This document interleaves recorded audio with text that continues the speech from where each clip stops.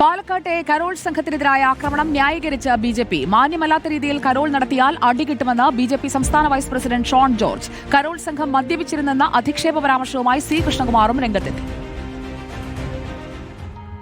കഴിഞ്ഞ ദിവസമാണ് പാലക്കാട് പുതുശ്ശേരി സുരഭി നഗറിൽ വെച്ച് പ്രദേശവാസികളായ കുട്ടികളുടെ കരോൾ സംഘത്തെ RSS പ്രവർത്തകൻ അശ്വിൻ രാജ് ആക്രമിച്ചത്.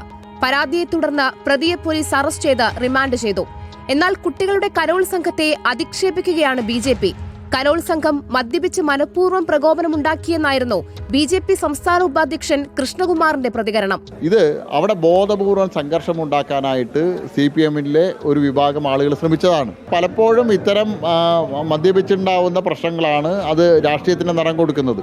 മാന്യമല്ലാതെ കരോൾ നടത്തിയാൽ അടി കിട്ടുമെന്ന് ഷോൺ ജോർജ്. പള്ളി അറിഞ്ഞ് കരോൾ നടത്തണമെന്ന് നിർബന്ധമില്ല, പക്ഷേ നടത്തുന്ന കരോൾ മാന്യമായിരിക്കണം, അല്ല അടി കിട്ടും. അതിനിടെ ആക്രമണത്തെ അപലപിച്ച് പാലക്കാട് ബിഷപ്പ് മാർ പീറ്റർ കൊച്ചുപുരയ്ക്കൽ രംഗത്തെത്തി. ഏത് തരത്തിലുള്ള ഒരു ആക്രമണം ആയാലും അത് വെറുതെ വഴിയിൽ തടഞ്ഞു നിർത്തി ചോദിച്ചു വിട്ടാൽ പോലും അതൊരു അപലപനീയമായിട്ടുള്ള ഒരു കാര്യമാണ്. അങ്ങനെ വരാൻ പാടില്ല. കരോൾ സംഘത്തിലെ വടി ഉപയോഗിച്ച് ആക്രമിച്ചതിന് പ്രതി അശ്വിൻ രാജിനെതിരെ കൂടുതൽ വകുപ്പുകൾ ചുമത്താൻ ഒരുങ്ങുകയാണ് പോലീസ്.